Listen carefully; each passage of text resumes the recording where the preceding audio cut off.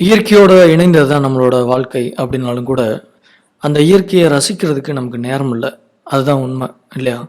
பல பேர் பல டென்ஷன்ல நம்மளோட தினசரி வாழ்க்கைய கடந்து போய்க்கிட்டே இருக்கோம்.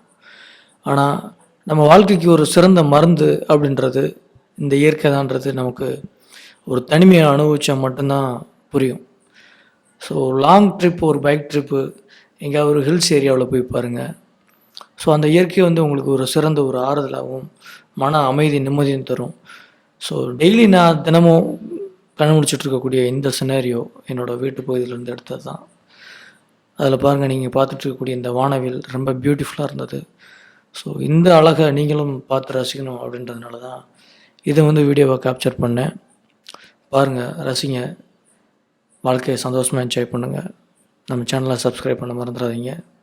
தேங்க்யூ.